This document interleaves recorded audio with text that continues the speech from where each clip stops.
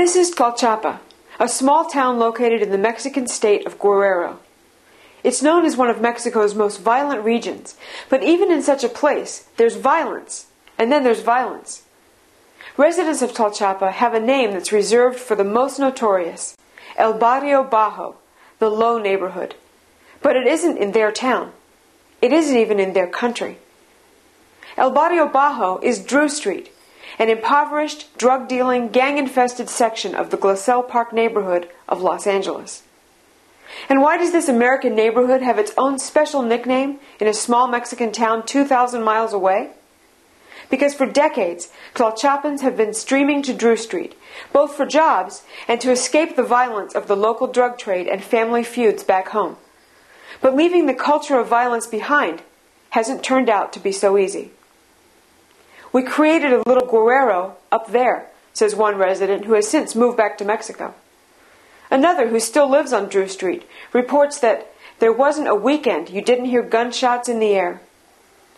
LAPD officer Steve Aguilar, who has patrolled the area for the past 5 years, describes it as hands down the worst area of Northeast Division. I've worked 2 other divisions, and even in South Central. This is worse. At the center of the drug trade on Drew Street is the Satellite House, named for the huge black satellite dish in the driveway, and home to the Leon family, until LA sued to evict them and boarded it up last year. Maria Leon, an illegal alien from Tlalchapa, has a lengthy arrest record, but has managed to avoid spending much time behind bars.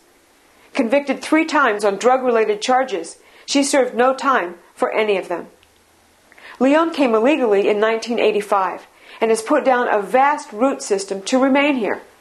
In between selling drugs, racking up arrests, and terrorizing the residents of Drew Street, she somehow found time to give birth to 13 anchor babies.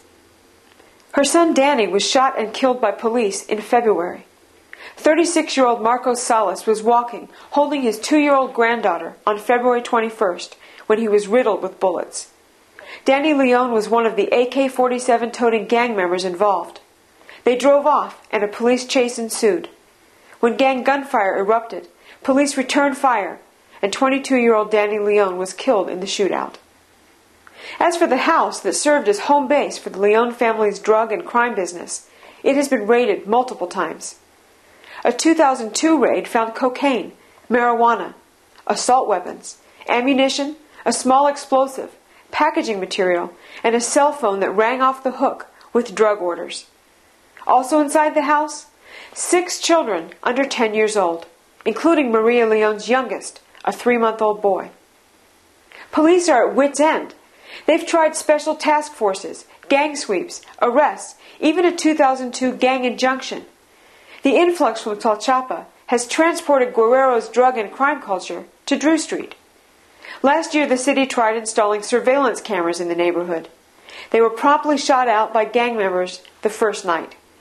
Councilman Eric Garcetti.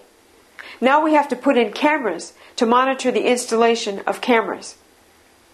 The point is not that we wouldn't have drugs and crime in America without illegal immigration and the importation of this culture of violence.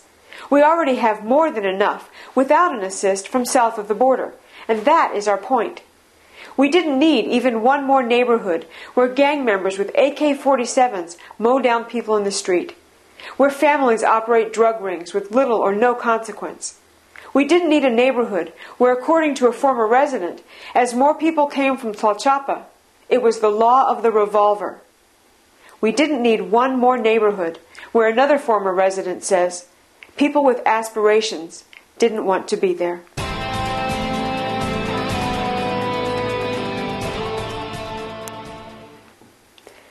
The victim, Cecilio Leon Hernandez, 30, an illegal alien from Mexico.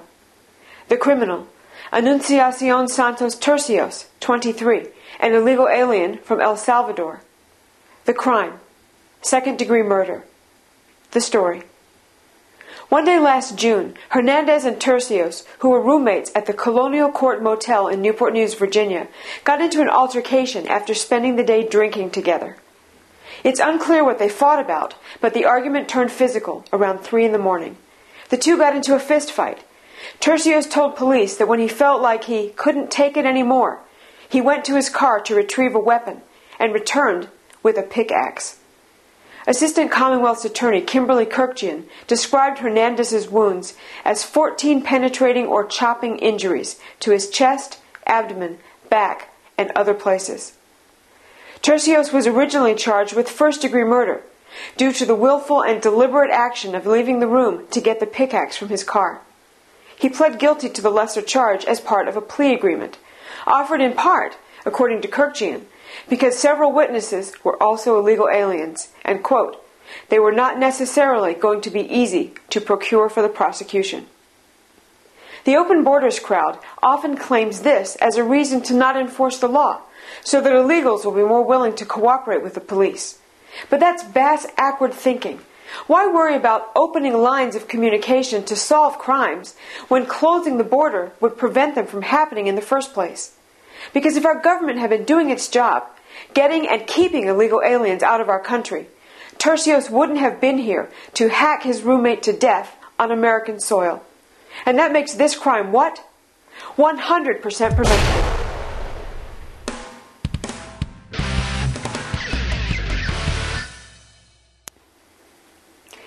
The victims. At least 6 California children, ranging in age from 6 to 9 years old. The accused.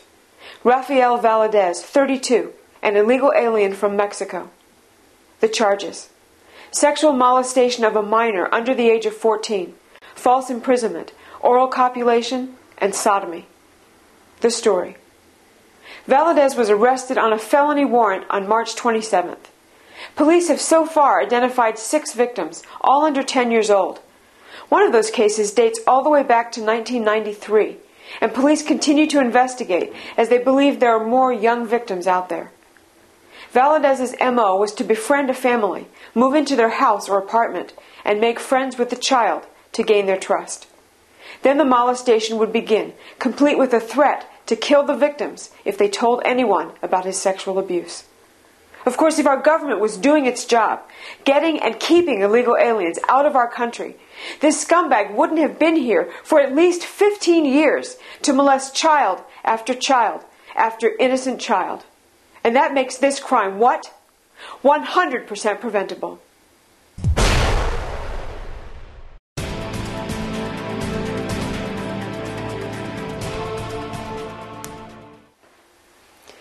As weather around the country starts to heat up, so does the Reconquista rhetoric. The amnesty crowd knows they're losing, and losing badly. So we're predicting a particularly caliente Reconquista season this year. Be vigilant as the anger flashes and the threats start rolling in. And speaking of anger and threats, a music video showed up in my inbox last week. It's by a rapper named El Chivo from the group Quinto Sol, and it's called, wait for it, Si Se Puede. Here's a taste. Ya cayó la gota que derramó el vaso. Tienen que darnos la solución para este caso. Ahora el pueblo se encuentra más unido. Nunca nos daremos por vencidos. Okay, the whole thing deserves a solid fisking. We just don't have time to prick that many BS balloons. But we'll do what we can. El Chivo tells us that terrorism is just an excuse. Then says they don't want issues with the Zapatistas. The modern Zapatistas are an active Mexican revolutionary group fighting for socialism and anarchism. Their primary spokesman, Subcomandante Marcos, on fighting their opponents.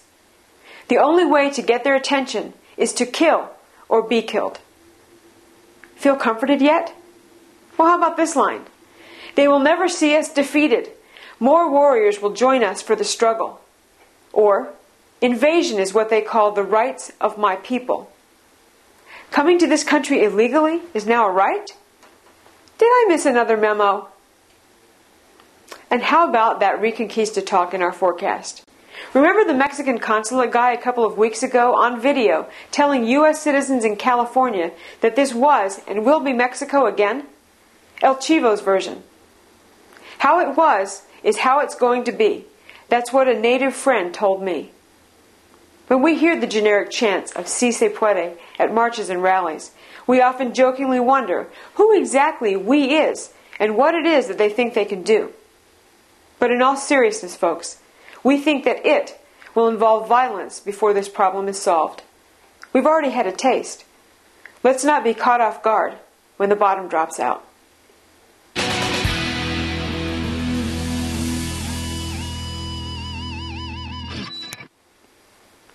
Thanks for clicking in to this week's episode of the Blogs for Borders Video Blog Burst. Don't forget that you can help us keep doing what we do by sponsoring a show or just making a plain old-fashioned donation out of the goodness of your heart. Click over to freedomfolks.com and look for the Support Blogs for Borders button. And until next week, be vigilant, be vocal, and be unrelenting. We've got a country to save.